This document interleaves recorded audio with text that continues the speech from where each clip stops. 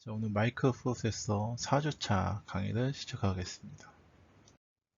자, 오늘은 이 회로 소자에 대한 얘기할 거예요. 우리 아테메가 128 실습 키트가 있는데 이 키트에 있는 그 소자들 대표적인 소자라면 여러분 RLC는 알고 있죠? RLC 이제 회로 이론에 나오는 RLC 세 가지 수동 소자 그리고 자, 이거 수동 소자라고 했고 반도체 소자 뭐 대표적으로 TR이나 다이오드 같은 거 뭐 이런 능동 소자가 있죠.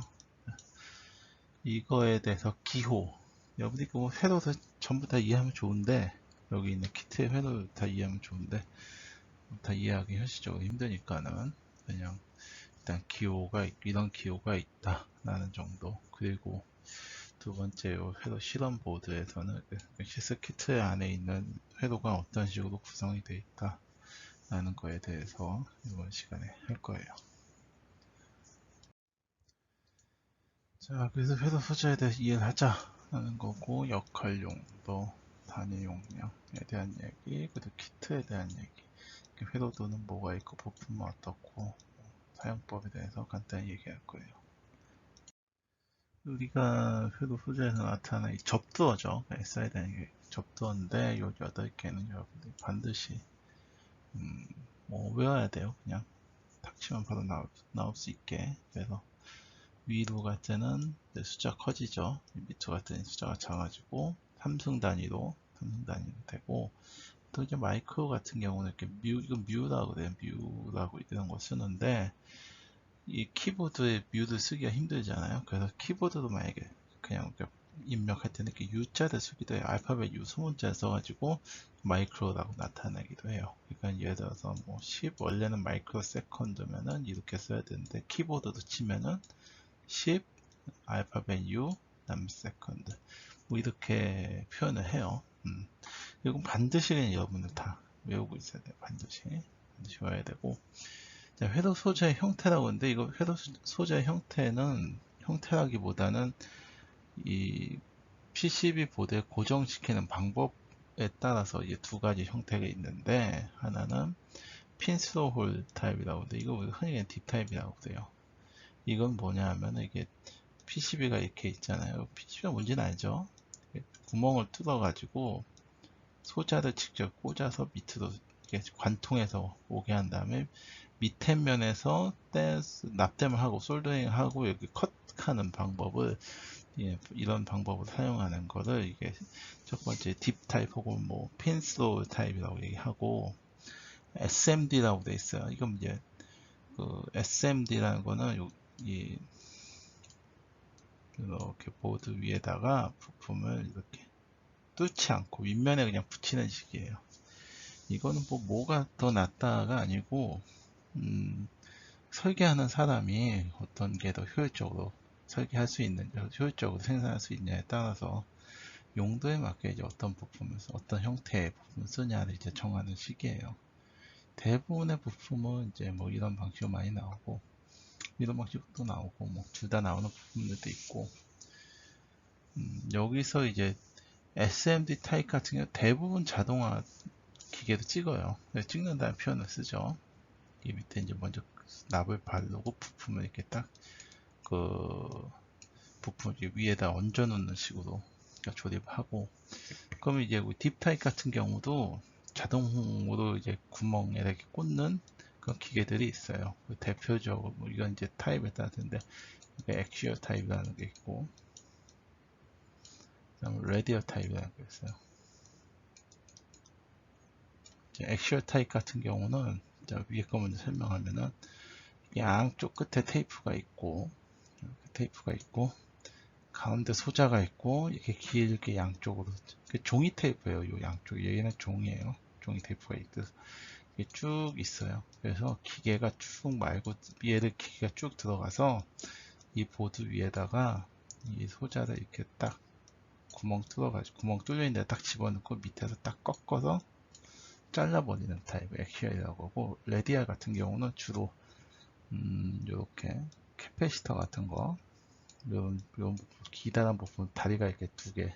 이 피치가 정해져 있어요. 보통 5mm 정도 표준으로 쓰는데 얘는 이런 식의 테이프, 하나의 테이프로 해서 이렇게 붙어 있어요. 이렇게 붙어 있어서 쭉, 그, 매거진이라고 하죠. 탄창이라고 하죠. 영어로 하면. 매거진 안에 이렇게 줄줄줄 들어있어요. 그럼 쭉 기계가 물고 들어가서 얘는 이제 PCB 보드에다가 이 부품 딱 해서 구멍 딱 껴지고 밑에서 딱 클린치 다운에 딱 꺾어가지고 커팅 딱 되게. 이제, 핀스홀 타입을 이 두 가지 타입으로 자동화 우리가 할 수가 있고, 자동화 장비를 찍을 수가 있는 거고, SMD 타입 같은 경우는 요 SMD 찍는 기계가 있어요. 찍는다고 이제 위에서 이렇게 딱 들어 올려가지고 탁 붙이기 때문에 찍는다는 표현을 쓰는데, 그 장비를 이제 찍게 되죠. 그래서 요새는 예전에 이제 사람들이 이제 쭉 그 라인에서 작업자들이 쭉 앉아서 이제 부품을 꽂거나 했는데, 지금은 이제 거의 기계를 많이 쓰려고 그래요. 인건비도 비싸지고, 그리고 무엇보다 기계로 하면 그 실수가 없어요. 정확도가 이제 높아지고 분량이 낮아지기 때문에. 요 공정에 대해서는 나중에 이제 뭐 좀 또 따로 설명할 기회가 있으면 다시 한번 이제 동영상 같은 거 여러분들한테 띄워주고 한번 설명을 할게요. 자, 저항은 어떻게 되냐, 기호가 뭐 이렇게 돼 있죠. 뭐 이게 그 표준적인 기호고, 어떤 툴에 따라서 그냥 네모나게 이렇게 돼서 뭐 값 이렇게 쓰는 뭐 경우도 있어요. 네. 자, 기호는 옴을 사용한다. 저항이 뭔지는 알겠죠? 저항이라는 건 전류 흐름을 못하게 하는 소자죠. 일반적으로 요건 이제 일반적인 이건 액시얼 타입이라고 해요. 일반적인 저항이고, 고정 저항이죠. 값이 변하지 않는 거. 요거 이제 가변 저항이라고 하는데, 요거는 형태는 여러 가지가 있어요. 그중 하나이고, 요건 여기 가운데 이렇게 보면은 우리가 그 드라이버를 이렇게 꽂을 수 있는 자리가 있어요. 드라이버 꽂아서 이렇게 회전시켜 가지고 이 값을 조절하는 거예요. 가변 저항은 이 내부가 어떻게 되어 있냐 하면은 이런 식으로 되어 있어서 보통 1번, 2번, 3번 핀 이렇게 되어 있고, 전체 여기가 예를 들어서 전체 저항 이 값이 있고, 여기에 1번과 2번 핀에 걸리는 저항, 그 다음에 2번과 3번 핀에 걸리는 저항값 이렇게 있어서, 돌리면은 뭐가 변화하냐면은 이 R12하고 R23의 비율이 변하는 거예요. 여기는 전체 저항 RT는 항상 R12 플러스 R23이 되는 거고, 우리가 이렇게 돌리면은 이 저항은 길이하고 면적, 그러니까 면적의 반비례, 길이에 비례한다고 했죠. 저항의 크기는. 돌리면은 이 가운데 찍고 있는 이 화살표가 얘가 위아래로 움직인다고 생각하면 돼요. 그러면 얘 밑으로 내려가서 화살표가 여기 왔다 하면 R12 값이 제일 커지는 거고, 반대로 이쪽 끝으로 왔다 하면은 R23 값이 제일 커지는 거죠. 그래서 이 돌리는 거에 따라서 R12하고 R23의 비율이 변하는 거예요.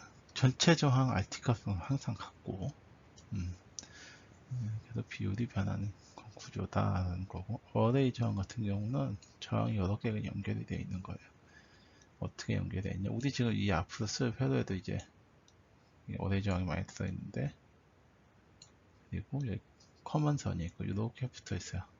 요거는 4개짜리 공통선이 있고 4개가 이렇게 붙어 있다. 그래서 좀 아낄 수 있겠죠. 그럼 뭐 8개짜리면 이렇게 총 8개 또 쭉 이렇게 있는 거죠. 8개가 좀 있는 거고, 이 내부 구조 여러분 잘 이해해야 돼요. 보통 여기 보면 여기 점이 있죠. 여기 점이 여기에요. 여기 1번 핀. 보통 회로 소재에서 점이 있으면 그게 1번이에요. 이런 거 정하지. 이건 방향성이 없잖아. 이 방향성 없는 건 상관없고, 얘는 이제 모양 자체가 거꾸로 못 꽂게 되어 있으니까 상관없고, 얘는 어떻게 돼요? 뒤집어 꽂을 수도 있죠. 뒤집어 꽂을 수 있는 거 이렇게 항상 이게 표시가 되어 있어요. 뭐 점이 꽂혀 있든지 이렇게 뭐 삼각형이 있든지 항상 이렇게 표시가 있어요. 여기 보니까 102라고 써있는데 102는 10에다가 0 두 개 더 붙이죠. 12 2등에서. 그래서 얘는 요거 여기 들어가 있는 저항 하나가 다 1kg짜리. 얘 1kg, 1kg, 1kg, 1kg, 1kg, 1kg, 1kg, 1kg. 총 여기 보니까 여기 8개네. 커먼 핀 하나 여기 있죠. 그 저항이 8개야. R이 8개단 얘기예요. 네. 이런 식의 이제 어레이 저항이라고 한다. 어레이는 이거예요. 어레이. 네. 그러니까 쭉 연결되어 있다는 얘기예요. 캐패시터는 아니고 콘덴서라고 전화 축적한다 라고 우리가 기호는 페더스 사용한다. 자, 캐패시터는 대표적으로 극성이 있냐 없냐로 우리가 나눠져요. 예를 들어 전액 콘덴서, 탄탈 콘덴서 종류에 따라서 극성이 있어요. 극성이 있다는 얘기는 뭐냐 하면은 한쪽은 플러스에 연결돼 한쪽은 반드시 마이너스해야 된다 라는 얘기가 있고, 그런 종류의 콘덴서가 있어요. 대표적으로 전액 콘덴서, 사진에서 보면 긴 쪽이 있죠. 항상 긴 쪽은 플러스, 점점 마이너스. 탄탈도 보면은 이제 극성이 있는 거 있어요. 극성이 있는 캐패시터, 탄탈 캐패시터도 길면 거기가 플러스가 되는 거예요. 그 기호에다 우리가 이렇게 써줘요. 플러스 마이너스. 그래서 이런 같은 경우 이렇게 플러스 마이너스, 이렇게 휘어진 것 같은 경우는 휘어진 쪽을 마이너스 이렇게 보고, 뭐 어떤 건 이렇게 쓰기도 하는데 가장 보편적으로 많이 쓰이는 건 이거예요. 조금 많이 쓰고, 만약에 기호가 극성이 필요하다면 한쪽에 플러스라고 이렇게 표시해줘요. 물론 이렇게 쓰는 경우도 있는데 이건 뭐다 쓰는 사람 마음이니까는. 근데 대부분 이 앞에 얘 하나 이 정도 많이 쓰고, 요건 이제 종류예요. 요건 탄탈 콘덴서는 탄탈이라는 물질을 만든 거, 세라믹은 세라믹을 만든 거. 뭐 그리고 뭐 이런 거 극성이 없어요. 이게 다리 길이가 똑같은 건 극성이 다 없는 거예요. 네. 다리 길이가 다른 거는 극성이 있는 거고, 용도가 달라요.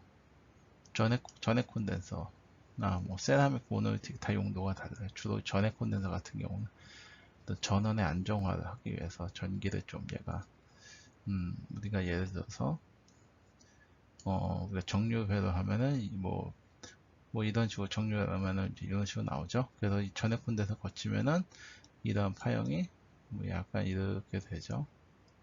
이렇게 세라믹 콘덴서 모노리틱 뭐 이런 것들은 주로 이제 정기적인 거지. 이렇게 예를 들어 어떤 디시가 이렇게 들어오면은 위대한 이런 이렇게 노이즈들이 있어요. 얘를 좀 평탄하기 위한 그런 거, 아니면 중간에 이렇게 찌직 들어오는 것들, 이렇게 이런 것들을 좀 막아주기 위한 용도로 이제 쓰이죠. 이 콘덴서는 여러분 갖고 있는 핸드폰에도 엄청 많이 들어있고 모든 전자기기에 많이 쓰여요. 아주 중요한 소재. 물론 저항 딴 것도 마찬가지지만 전원이 없는 전자기기는 없잖아요. 그러니까 전원을 안정하기 위해서는 이 캐패시터는 아주 중요한 그런 소재예요. 그래서 뭐 만드는 회사도 많고 그래요. 인덕터는 여기 철사라고 돼 있는데 구리선 철사라고 꼭 철로만 만들어야 되는 것 같이 느껴지지만은 구리선 대부분 이제 구리선이나 이게 선들 이게 와이어의 종류가 여러 가지가 있는데 이 돌들을 말아서 사용하죠. 단위는 헬리고 심볼은 뭐 이렇게 쓰기도 하고 얘처럼 그냥 뭐 이렇게 하기도 하고 그렇습니다. L이죠 L. 자, 트랜지스터는 이제 반도체 소자죠. 반도체 소자. 트랜지스터는 뭐에 쓰이냐라고 여러분들 딱 질문을 받으면은 딱 두 가지. 증폭, 스위칭. 증폭, 신호를 크게 증폭한다든지 아니면 스위칭 하든지. 스위칭하는 그 두 가지 역할이에요. 타입은 NPN 타입, PNP 타입이 있다. 라는 거고, 이거는 베이스 쪽에 그 전류 흐름 방향을 어느 쪽을 하냐에 따라서 스위칭하는 스위칭하는 그 방법이 달라지는 거예요. 여기 트랜지스터라고 해서 이렇게 사진하고 그림이 있는데, 자, 원래 이 반도체 소자들은 원래 역할하는 칩이 있고, 이 칩을 둘러싼 패키지라는 게 있어요. 자, 칩은 여기 조그맣게 있고, 얘를 이렇게 껍데기를 씌우는 거예요. 자, 이 껍데기의 모양이에요, 이게. 지금 동그라미 친 이게 껍데기 모양이에요. 자, 칩은 예를 들어 이 칩의 트랜지스터는 A라는 트랜지스터예요. 근데 A라는 트랜지스터인데 얘가 그럼 어떤 패키지를 갖냐? 왼쪽 거 같은 경우 얘는 TO92라는 패키지고 얘는 TO220이라는 그런 패키지예요. 그러니까 패키지의 모양의 이름이에요. 그러니까 실제 반도체 역할하는 칩은 이 안에 이렇게 점으로 있어요. 점.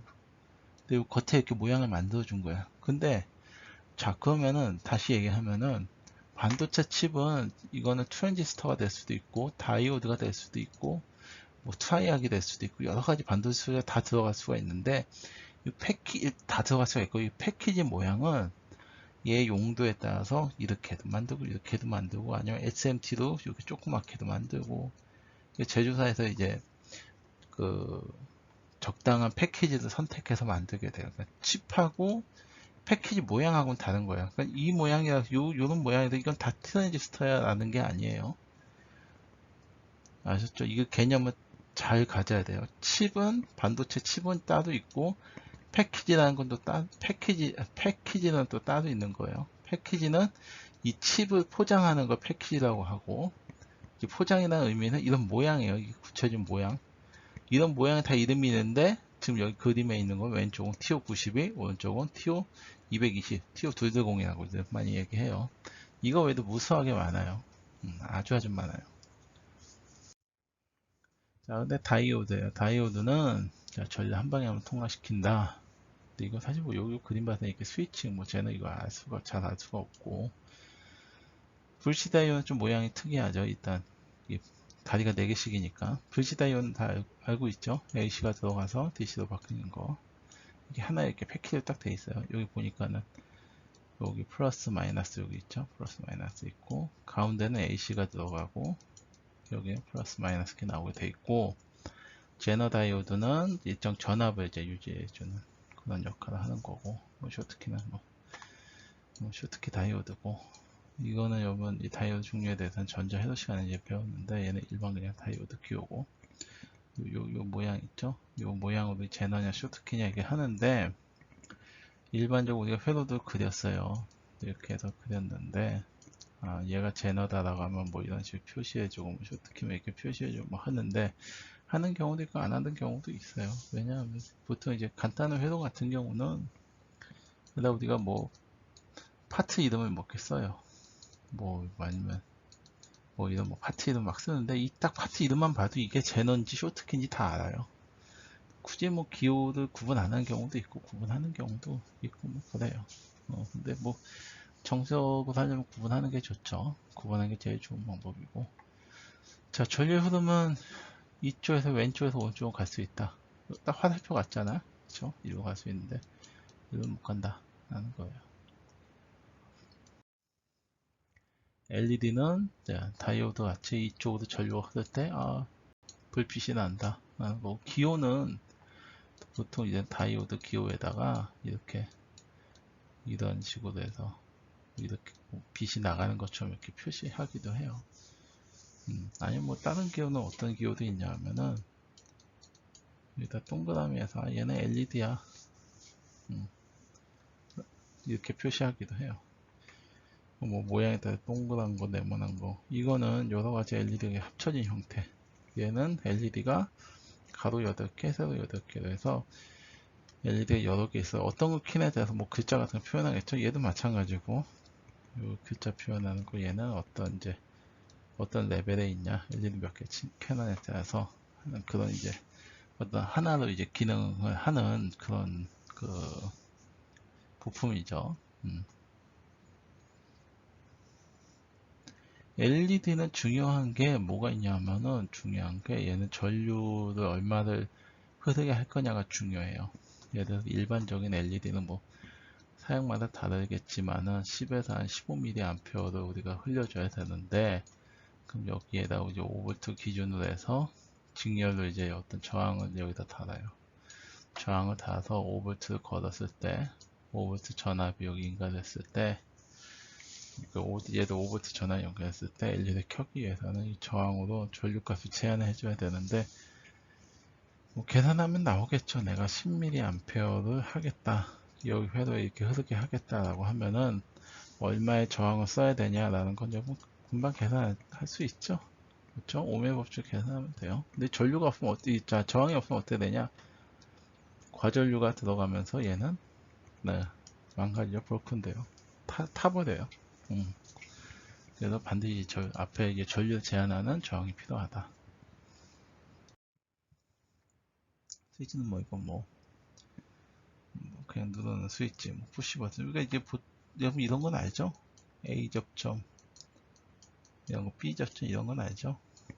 이런 거 알고 있고, 딥 스위치는 이렇게 옆으로 움직여서 1번, 8번, 2번, 7번, 3번, 6번, 4번, 5번에 붙여주는 뭐 그런 스위치들, 여기 딥 스위치고 토글 스위치, 다가 가는 거. 푸시 버튼 스위치는, 푸시 버튼 스위치는 다리가 4개짜리가 있고 2개짜리가 있어요. 보통 이렇게. 푸시 버튼, 그 똑딱똑딱 소리 나는 거 텍트 스위치라고 하는데, 다리가 만약에 4개짜리다. 2개짜리면 누르면 얘처럼 2개짜리면 누르면 2개가 붙겠죠. 4개짜리라 하면은, 내부적으로는 이렇게 2개는 쇼트예요. 그리고 스위치면 요 2개가 스위치로 이렇게 누르면은 얘가 이렇게 해서 닫히는 식으로 돼 있어요. 요건 여러분 중요하니까는 잘 기억하고 있어야 돼요. 리밋 스위치는 뭐 여기 끝에 이렇게 눌려가지고 얘가 딱딱 하고 되는 거. 슬라이드 스위치는 옆으로 이렇게 얘가 이 노브가 이렇게 움직이죠. 그래서 스위치 동작을 하는 건 스위치는 슬라이드 스위치라고 하고, 스위치 종류 엄청 많아요. 엄청 많아요. 클럭 발진 소재라고 돼 있어 뭐 크리스탈 오실레이터라고 돼 있는데, 왼쪽은 수정 진동자, 오실레이터 수정 발진자 이렇게 뭐 따로 돼 있는데, 따로 원래는 이제 진동자 발진자 따로 이렇게 설명이 돼 있지만은, 이제 여기에 이제 C 값을 붙이냐 안 붙이냐 그 차이에요. C가 있냐 없냐. 합쳐서 이때는 뭐 이렇게 발진자라고 얘기하고, 얘만 넣을 때는 진동자라고 그냥 이렇게 얘기하는데, 이거는 뭐 소재에 대한 차이죠. 우리는 이 타입을 쓸 거예요. 이 타입을 이제 우리가 사용할 거고, 이걸 쓰기도 하고 레조네이터라고 해서 RC로 된 어떤 그런 발진 소재를 사용하기도 해요. 레귤레이터는 뭐냐 하면은, 우리 입력 전압이 있는데, 입력 전압은 내가 원하는 출력 전압으로 조정해주는 시리즈 그런 부품인데, 이 내부에 이제 제너 다이오드가 있고, 이건 요거 LM이라는 건 회사 이름이니까, 일단 뭐 이거는 뭐 어느 회사에서 나왔냐에 따라 앞에가 달라져요. 예를 들어 뭐 KC라는 회사면 거기는 KIA 뭐 이런 식으로 쓰고, 뭐 모토로라 거면은 M 뭐 이렇게 나오고, 뭐 다른 뭐 어느 회사 뭐 AZ 뭐 이런 식으로 나오는데, 그렇게 해서 7, 8땡땡이라는 이런 표현 써야 돼. 8땡땡. 그 땡땡은 출력된 전압을 얘기하는 거고, 출력된 전압을 얘기하는 거예요. 자, 아까 우리 봤던 캐패시터 기호죠. 아까 기호가 여기 휘어진 쪽이 마이너스고, 이렇게 플러스가 돼 있고, 플러스라고 했었죠. 이쪽이 그라운드 이렇게 연결이 돼 있고, 입력이 들어와서 출력으로 나갈 때는 내가 원하는 어떤 전압으로 이렇게 변경해 준다 라는 얘기예요. 예를 들어서 7805다. 7805면 DC 전압이 들어오면 얘를 5V 레벨로 바꿔주는데, 이때 DC 전압이 허용되는 그 레인지가 있어요. 허용되는 레인지에서 무조건 뭐 내가 DC 1000V 넣는다고 해서 얘가 5V 바뀌는 게 아니고, 그 범위가 있어요. 범위 내에서 우리가 데이터 시트 보고 집어넣어줘야 되는 거고, 밑에 보니까 레귤레이터 이렇게 생겼다고 하는데, 이거 아까 봤죠? TR 할 때 이 모양 뭐라고 그랬어요? 이 모양은 TO220이라고 했죠. 자, 아까 얘기했지만 TR도 이렇게 생긴 게 있고, 아까 뭐 트랜지스터도 이렇게 생긴 게 있었죠. 레귤레이터도 이렇게 생긴 게 있는 거예요. 그냥 모양이에요. 그냥 요 가운데 칩을 내는 레귤레이터. 아까 본 거는, 아까 본 요 똑같은 요 패키지에 있는 트랜지스터는, 요 칩은 트랜지스터, 얘는 이 칩이 레귤레이터. 근데 모양은 똑같이 생긴 거야. 요렇게, 그러니까 이걸 계속 강조하는 거예요. 지금 패키지하고 안성한 반도체 칩은, 얘는 이런 패키지하고 항상 이거라는 게 아니에요. 달라요. 어떤 칩, 어떤 모양을 다 만들 수가 있어요. 패키지를 어떤 식으로든지. 근데 이제 이게 어떤 전력, 어떤 용량이나 아니면 쓰임에 따라서 모양을 바꾸는 거지, 이 안에 칩은 계속 바뀔 수가 있고 패키지는 항상 바뀔 수가 있어요. 그러니까 요 모양이라 해서 이건 다 7805야, 뭐 레귤레이터야, 아까 뭐 요런 모양이면 다 그거는 뭐 트랜지스터 이런 게 아니에요. 이 개념을 여러분 중요하게 머릿속에 잘 생각하고 있어야 돼요. 그래서 뭐 우리가 이제 반도체 회사들 보면은 패킹 회사라는, 패킹 공장이 항상 마지막 부분인데, 패킹 공정은 요 껍데기 만드는 거, 껍데기 이렇게 가운데 칩이 있고 이 껍데기 이렇게 형성시키는 이런 공장을 우리가 패킹 공장이라고 그래요. 반도체 마지막 공정인데, 뭐 그런 큰 회사들이 몇 군데 있어요. 참고로 알아두시고. 아까 얘기한 것처럼 7805다라고 하면은 입력 전압은 7부터 25V인데 출력 무조건 5V다. 자, 그래서 이게 시리즈가 있어요. 6, 8, 9, 10 뭐 여러 가지가 있죠. 그래서 근데 항상 어떻게 되겠어요? V 입력 전압은 항상 V 출력 전압보다 항상 커야 되는데 그 차이가 얘 같은 경우는 예를 들어 최소한 2V는 돼야 된다는 거예요. 레귤레이터 같은 경우는 근데 나는 2V보다 더 작은 차이 예를 들어서 한 6V만 들어도 5V 좀 해줬으면 좋겠어. 자, 다시 얘기하지만은 레귤레이터는 정전압 레귤레이터가 하는데 정확하게 이름은 정전압 레귤레이터 같은 경우는 입력 전압과 출력 전압의 차이가 최소 2V는 돼야 되는데 나는 뭐 6V만 들어와도 5V는 만들고 싶어. 혹은 4V만 들어와도 3.3V 만들고 싶어. 라고 해서 즉 다시 말해서 입력 전압 V인하고 출력 전압 Vout의 차가 별로 안 나는 경우에 사용하는 소자는 또 따로 있어요. 그건 우리가 LDO라고 해요. LDO. LDO라고 하는데 LDO에 대해서는 나중에 한번 또 시간 날 때 설명을 할게요. 그러니까 LDO하고 전압 레귤레이터하고는 이제 하는 동작되는 방식이 달라요. 이거 두 가지도 헷갈리면 안 되고 그것도 뭐 뭘 쓰든지 이제 뭐 사용자의 마음이에요. 저기 사용에 맞게 어느 경우에는 입력 레인지가 이렇게 넓고 이렇게 그 전압 차이가 항상 큰 경우 때는 레귤레이터 쓰는 게 맞고 그 입력 레인지가 좀 좁고 이 전압 차이가 얼마 나지 않을 때 얘네처럼 그럴 때는 LDO 소자를 쓰는 게 이제 맞고 그럼 뭘 쓰냐에 따라 이거는 뭐 그 섀도우에 맞춰서 적절하게 사용하면 되고 우리가 사용하는 키트에는 이게 레귤레이터가 들어있어요. 왜냐하면은 우리가 입력 12V로 받기 때문에 외부 전압 12V로 오기 때문에 12V를 5V 다운 시켜서 쓰는 그런 이제 회로가 안에 내장이 돼 있어요. 그런 식으로 회로 구성이 되어 있기 때문에 780을 쓰는 거예요. 그래서 아까 얘기한 그 TO210, TO92 뭐 이런 것들이 반도체 패키지 종류고 이거는 우리가 아트메가 128 같은 그런 이제 핀수가 많은 마이크로 프로세서 같은 거 사용할 때 쓰이는 그런 그 패키지예요. 그러니까 아까도 얘기했지만은 반도체 칩하고 이 패키지는 그냥 모양이에요. 그냥 모양. 뭐 이런 모양이 있다라는 것 뿐이고 그 용도에 맞 용도하고 어떤 종류 반도체냐에 따라서 이제 패키지가 외형만 달라지는 거예요. 외형만 달라지는 이거에 대해서 여러분들 개념을 좀 잘 이해를 해야 돼요. 똑같은 뭐 예를 들어 똑같은 반도체 뭐 A라는 얘는 TR인데 A라는 TR인데 뭐 이만한 거 이런 것도 있고 이만한 것도 있고 뭐 세모도 있고 동그라미 있고 다 다른 거예요. 근데 안에 내용은 똑같은 거예요. 이렇게. 근데 그 왜 모양이 다 다르냐? 그거는 회사 설계하는 사람이 사용할 때 어떻게 이제 뭐 그 어떤 패키지를 선호하느냐 아니면 이런 보드에는 이런 패키지가 낫겠다라는 그런 이유 때문에 이제 패키지를 선택하게 되는 거예요. 예를 들어서 지금 우리가 사용하는 우리가 이제 앞으로 키트에 사용할 아트메가 128 같은 경우는 기본적으로 많이 쓰이는 건 QFP 이런 타입이에요. QFP 타입인데 뭐 여러분들이 흔히 볼 수 있는 거 이렇게 해서 막 이렇게 막 다리죠. 발이 막 사방 나와 있는 거. 그렇죠? 근데 우리 혹시나 여러분들이 PC에 들어가는 컴퓨터 안에 들어가는 그 메인보드는 CPU 보면은 이렇게 한 실제 사이즈가 한번 이만하다 치면은 겉으로 다리 나와 있는 게 없어요. 그 출력 핀 다 어디냐면 여기 바닥면에 이렇게 다 점으로 이렇게 돼 있어요. 여기도 이제 뭐 패키지 차이예요. 근데 얘도 뭐 이런 식으로 만들 수도 있겠죠. 근데 만들면 어떻게 돼? 외부에 이 점만큼의 IO 핀이 쭉 여러 개가 나와야 되는데 그러면 사이즈가 더 커지죠. 이만해질 수밖에 없지. 효율적이지 않으니까는 메인보드 들어가는 우리 컴퓨터에 들어가는 CPU 같은 경우는 바닥면에 들어가게 바닥면에 핀을 이렇게 들어가는 패키지를 만든 거고 우리가 쓰는 이런 핀이 뭐 64개밖에 안 되는 거 같은 뭐 이런 모양 QFB 타입 이렇게 만드는 거고 용도에 따라 만드는 거예요. 용도에 따라서 이 개념을 잘 이해해야 돼요. 네.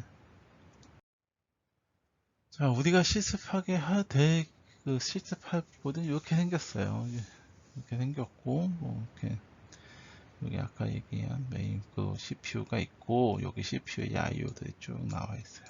쭉 이렇게 IO들이 나와 있고, 뭐 이제 자세하게 설명하겠지만 여기 LCD가 여기 있고, LED들이 여기 있고, 전원 뭐 관련된 회로들이 전원 회로가 여기 있고, 여기는 통신 관련된 부분들. 여기 우리가 슬라이드 스위치가 있고 푸시 스위치가 있고, 그쵸? 여기는 가변정 돌리게 돼 있죠. 손잡이 잡고 돌리게 돼 있고, 여기는 요거는 SPI 통신, 그 다음에 TWI 통신 관련된 그 통신을 통해서 메모 그 어떤 요 IC 안에 어떤 값을 집어넣을 거예요. 요거 이제 EEPROM인데, EEPROM이 SPI 방식으로 사용되는 EEPROM, TWI용으로 사용되는 EEPROM이 이렇게 있어요. 그리고 이 부분은 마이크홈을 동작시키기 위한 그 발진 회로죠. 펄스를 생성해서 입력해주는 부분. 그 여기 전원부에 보면 여기 아까 얘기한 780가 들어있고, 여기 캐패시터들, 전액 캐패시터들이 이렇게 들어있고, 얘는 FND라고 하죠. FND라고 하고, TR이 하나 들어있고, 얘는 누르면 리셋되는 회로예요. 누르면 이제 마이크로 프로세서가 초기화되는 그런 회로예요. 그래서 실습 보드는 이제 내부에 이제 마이컴도 있고 오실레이터, 아까 그 펄스 만들어주는 부분이죠. 마이컴 동작하게.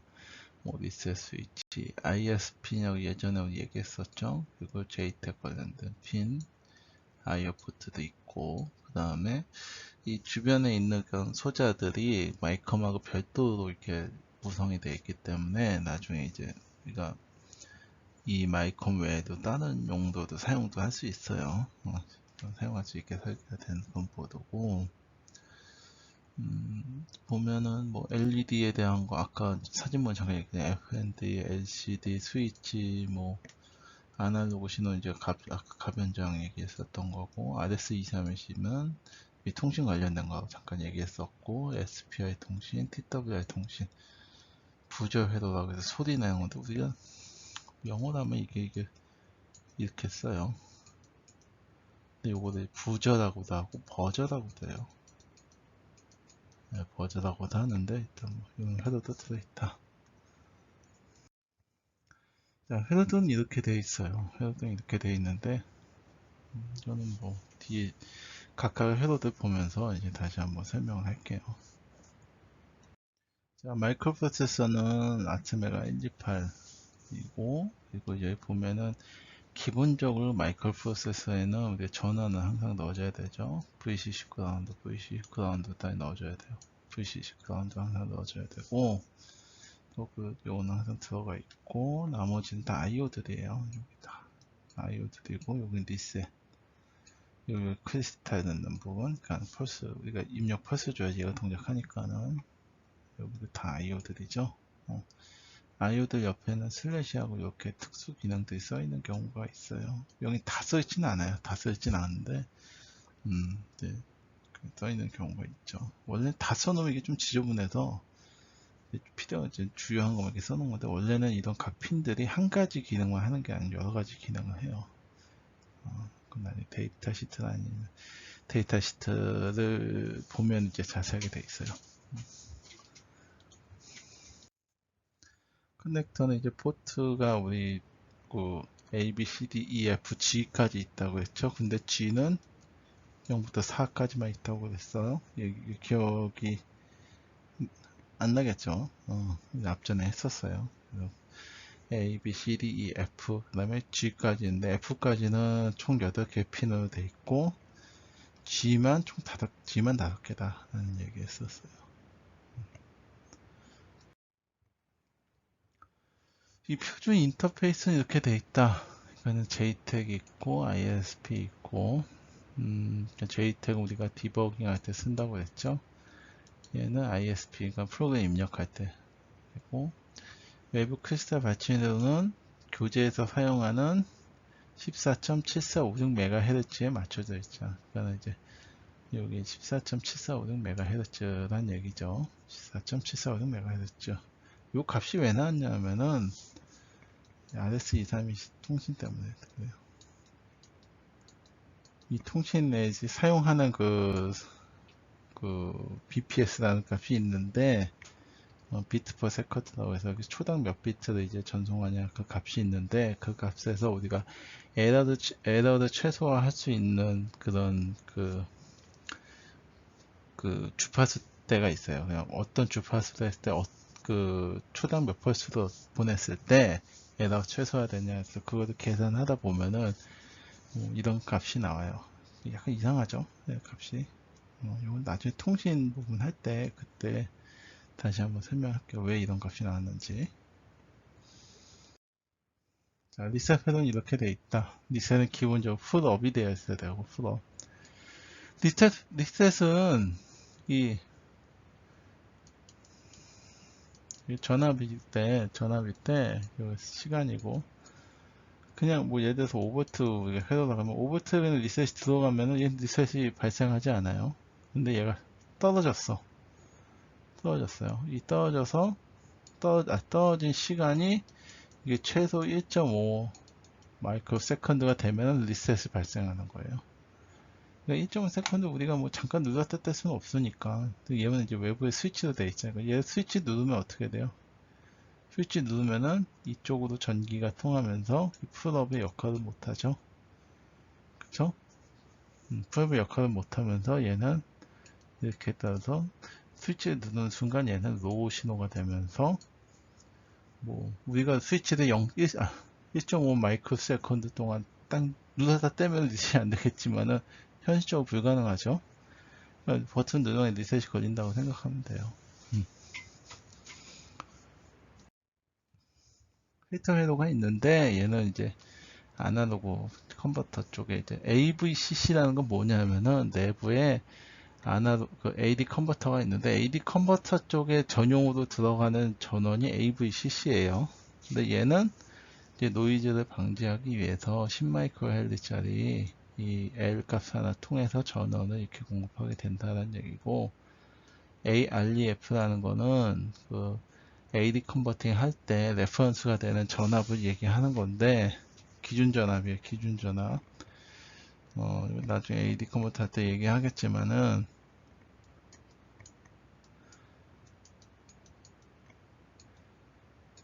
그 AREF라고 하는데 이게 뭐 VREF라고 해요. 여기 전압이고, 그때 이 기준값이 있고, 그러니까 아날로그 핀이 있어요. 아까 마이크로 프로세서 그 64핀 중에 특정 핀이 이제 아날로그 값 입력받는 핀이 있는데, 입력받는 핀으로 들어온 전압이 어떤 전압일까? 라는 것을 우리가 AD 컨버터, 그러니까 얘는 2의 10승짜리 AD 컨버터인데, 이거 나중에 이제 할 때 자세히 얘기할 거예요. 그러면은 도대체가 쉽게 얘기하면 요 들어온 값이 어떤 특정한 AD 아날로그 입력 핀으로 들어온 전압이 V 레퍼런스, 그러니까 A 레퍼런스 값에 비해서 얼만큼이나 되는 값일까라고 했을 때 이 최대값 기준을 잡아주는 게 A 레퍼런스예요. 혹은 V 레퍼런스 값이에요. 이건 나중에 AD 컴퓨터한테 자세히 얘기할 거예요. 근데 요거는 보면 이거 L을 하나 거쳤죠. 그래서 이제 노이즈를 약간 방지해 준다. LC 필터 이용해서 이렇게 구성이 됐다. 자, 이렇게 하드웨어적으로 구성하는 방법도 있고, 그리고 우리가 AD 컨버터 쪽에서는 이렇게 전압이 이렇게 그냥 쭉 일자로 나오는 게 아니고 지저분하게 들어와요. 얘를 이런 필터 통해 가지고 좀 평탄화 시켜주는 방법도 있고, 소프트웨어적으로 이렇게 들어온 값을 우리가 소프트웨어적으로 스무스하게 만들어주는 방법도 있어요. 내가 이제 돈을 좀 아끼고 싶다. 부품 하나, 뭐 이런 것까지 다 아끼고 싶다 하면은 우리가 소프트웨어적으로 처리해 주는 게 맞죠. 요거 이제 실습용 키트다 이거 집어넣은 거고, 보통 이제 정밀하게 진짜 내가 AD 컨버터 값을 받아야 되는 게 아닌 경우에는 뭐 사용하지 않는 경우도 많아요. 근데 좀 그래도 정확도를 높이게 하겠다. 정밀해야 된다 라고 하면 이런 LC 필터 사용해 가지고 구성하기도 해요. 그것도 용도, 때와 용도에 따라서 예, 예시필터 넣을까 말까는 그것도 또 설계자의 판단이죠. 저는 입력 회로는 이렇게 돼 있다라고 돼 있고, 저는 입력 받는 게 이제 파워 잭으로 해서 받게 돼 있죠. 파워 잭도 있고 12V 파워가 그냥 핀으로 된 것도 있어요. 뭐 어디서 받냐고는 이제 이제 입력하는 쪽에 따라 다르고, 이제 같이 병렬 연결이 되어 있기 때문에 잭을 꼽든 외부에서 12V 파워를 꼽든 꽂으면 되는 거고, 얘는 이제 스위치가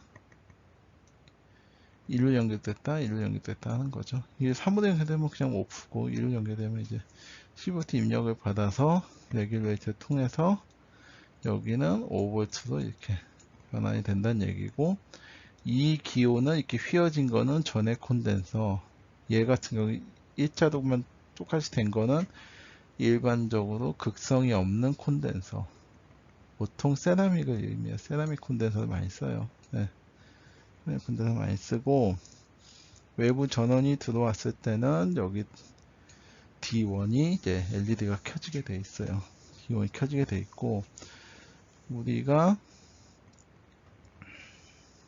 오타가 있는데 ISP예요. ISP에서 하는 VCC라고 하는데, ISP에서 또 어떤 이제 그 아트멜에서 나오는 정식으로 나오는 ISP를 말고 좀 서드 파티 쪽, 그냥 다른 회사에서 제작된 ISP 중에는 전원을 공급하는 그런 ISP가 있어요. 그래서 그 ISP 같은 경우는 그 이 외부 전원, 그러니까 이런 전원을 사용하지 않더라도 ISP에서 기본적으로 어떤 일정 전원을 공급을 해줘요. 그럼 그 부분을 만약에 존재한다, 그 부분이 있다면은 이렇게 연결시켜주는, 이쪽으로 VCC는 이 보드에 들어가는 전체 VCC 얘기하는 거예요. 네, 그쪽 연결해주는 역할을 하고, 그럼 예를 들어서 ISP에서 전원이 공급된 다음 스위치를 이 그림과 상태로 놓으면은 이쪽 공급이 되겠죠. 이 ISP 전원이 이렇게 공급이 되는데, 자, 만약에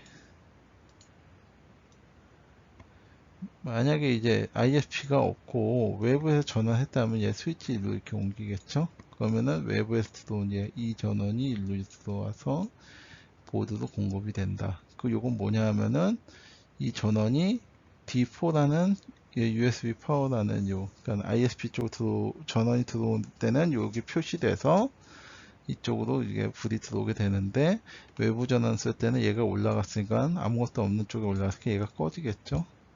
근데 아까처럼 밑에로 4, 5번 연결되어 있으면은 얘는 켜지겠고, 그 이제 그 인디케이터 하는 그런 LED예요. 얘는. 자, 그럼 전원, 여기 이제 전원 출력하는 이제 그 단자들이 몇 가지가 있어요. 이건 나중에 여기 이제 실습하고 할 때 혹시나 이제 여기 전원을 연결해서 쓸 필요가 있을 경우에, 자, 그런 핀들이 쭉 출력이 돼 있고, 아까 얘기했다시피 DC 12V 외부 전원을 넣을 수 있는데, 근데 그거는 뭐 그냥 우리가 이제 보드 안에 있는 실습을 할 때는 사실 그 부분은 필요가 없어요. 외부에서 전원 굳이 넣을 필요는 없고, 보통 이제 만약에 ISP에서 지원을 한다면 그냥 ISP 전원만 써도 상관이 없어요. 예, 참고적으로 알아두시고, 지금 몇 가지 이런 외부 출력 단자가 그냥 달려 있다 라는 걸 이해하고, 이렇게 달려 있다. LCD 휠은 이렇게 생겼어요. 이렇게 생겼고, 뭐 특별한 건 없어요. 예. 얘는 이제 16 곱하기 2는 뭐냐면은 위에 글씨가 16개, 밑에 쪽이 또 16개, 16개씩 두 줄을 표시하는 그건 LED예요.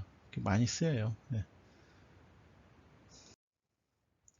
LED는 총 8개가 있는데 어레이 저항이 있죠. 여기 어레이 저항 있죠. 아까 1번은 뭐라고 했어요? 점 찍혀 있는 1번은 커먼 단자라고 했죠. 그림이 이렇게 그려져 있지만은 실제로 보면은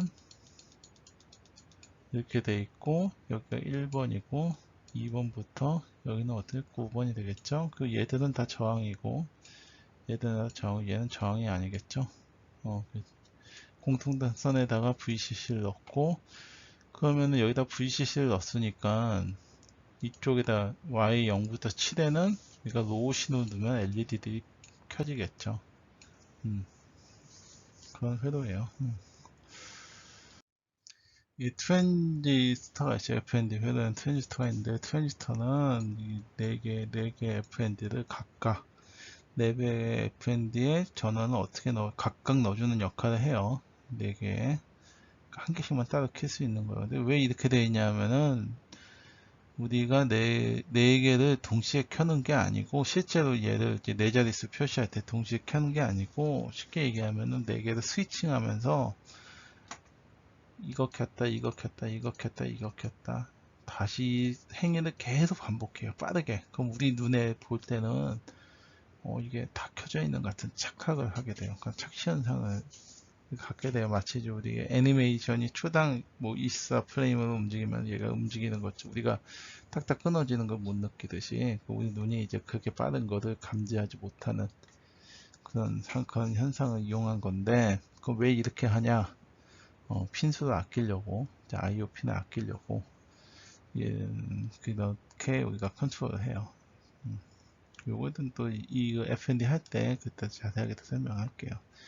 그 4개의 트랜지스터와 그리고 요 저항들이 쭉 있죠. 이 저항들은 결국에는 이거 하나, 둘, 셋, 넷, 다섯, 여섯, 일곱, 도트까지 8개인데 8개 LED예요. 이렇게 LED 켜는데 거기에 전류를 제한하기 위한 요 저항들이 이렇게 쭉 직렬로 연결이 돼 있다라는 거예요. 스위치는 어떻게 되냐면 얘는 이제 옆으로 이제 슬라이드 스위치죠. 슬라이드 스위치로 해서 오른쪽 왼쪽 움직이면은 이게 로우 쪽 갔다 하이 쪽 갔다 하는 거고, 얘는 푸시 버튼 텍스트 스위치라고 해요. 텍스트 스위치인데 동작만 발생해 푸시 버튼이죠. 이 스위치들이 있어가지고 누르면은 이 그라운드 연결되죠. 얘는 어떻게 돼 있어? 얘는 1루 스위치 하면 VCC고 1루 하면 그냥 저기죠. 그라운드죠. VCC 그라운드 선택하는 스위치. 얘는 누르면은 평상시에는 아무것도 없다. 누르면은 그라운드 연결되는 스위치고, 이 밑에 거는요. 얘는 이제 우리가 디지털 신호 입력받는 그런 시스템 때 사용할 예정이에요. 가변정은 아까 내가 그림을 이제 그렸었는데, 여기 보면 이제 뭐 1, 2, 3, 핀 번호는 여러분들이 뭐 나중에 참고하시고, 앞전에 가변정 설명한 거 여러분들 그 개념을 잘 알고 있어야 돼요. 좀 1kg짜리 4개인데, 핀이 3개인데 1kg라는 것의 의미는 2번부터 3번까지의 저항값이 이게 1kg라는 얘기예요. 우리가 돌리면은 1, 2번의 저항값하고 1, 3번의 저항값 비율이 바뀐다고 그랬죠. 가변장이 동작되는 건 너무 중요하니까는 앞전에 설명한 내용을 여러분들 잘 참고하셔야 돼요.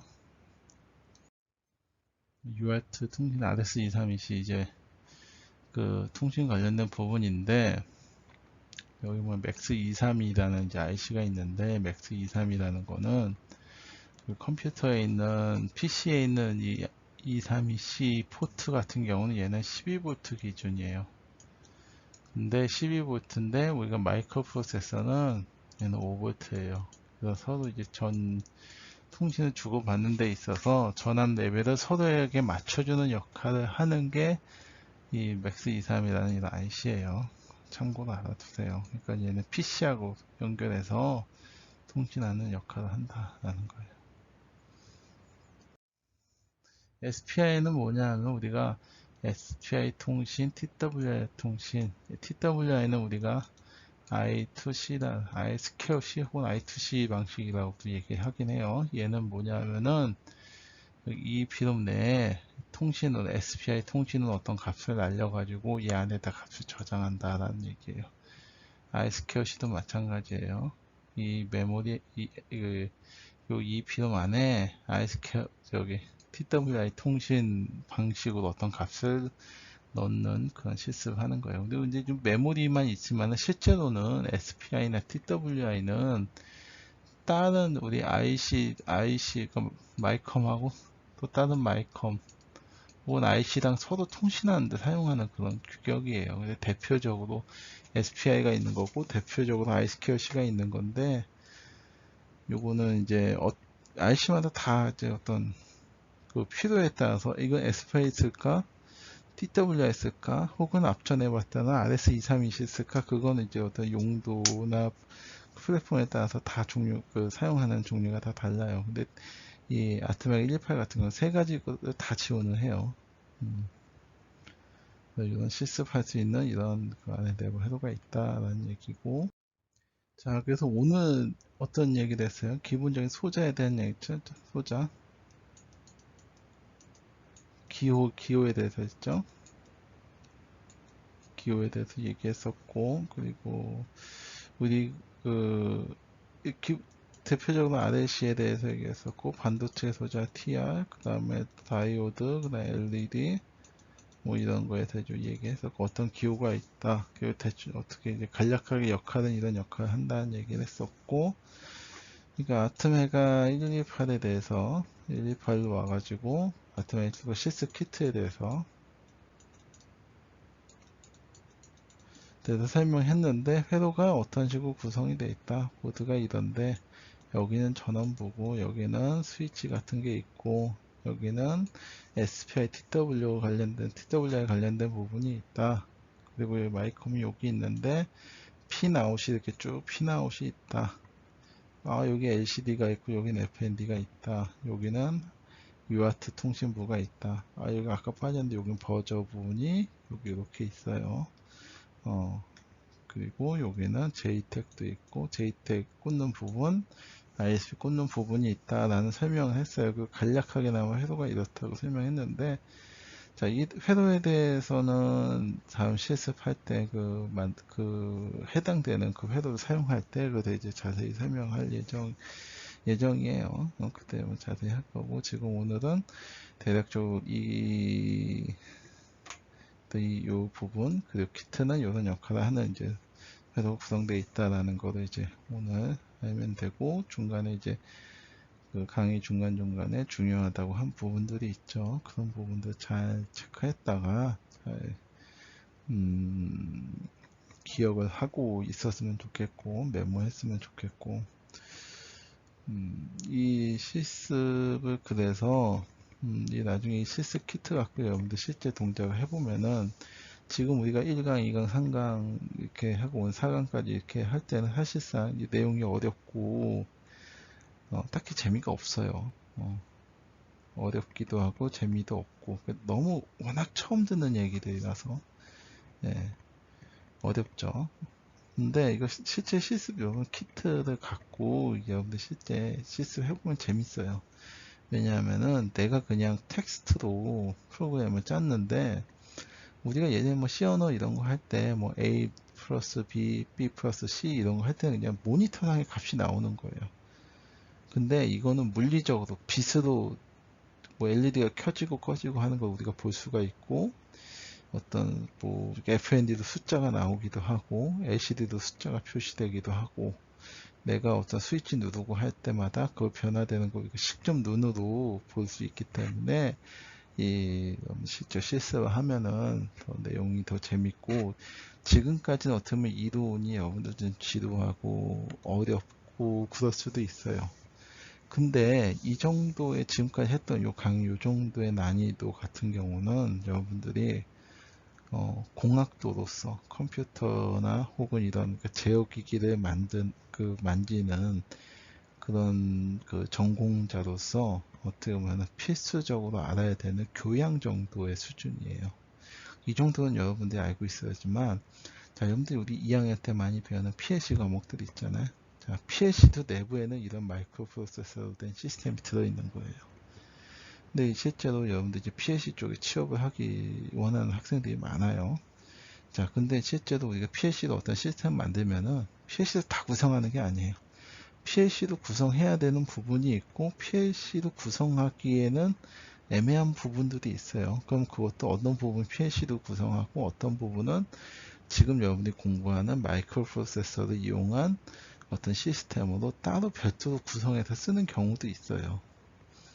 그래서 지금은 이제 내용이 어렵고 재미도 없죠. 재미도 없지만은 나중에 실습 들어가면은 반드시 재밌고 흥미를 느낄 수 있을 거라고 생각하고, 그리고 특히 이제 우리 그 전기 제어 관련된 부분, PLC 자동화 시스템 이런 데에서는 이런 지금 배운 지식들이 반드시 사용될 수가 있어요. 그래서 조금 이 앞에 내용들을 전체적으로 강의 한번 잘 들어보고, 잘 다시 들어보시고, 다시 잘 이 과목에 대해서 좀 흥미를 느꼈으면 하는 생각에 지금 이런 당부를 좀 했습니다.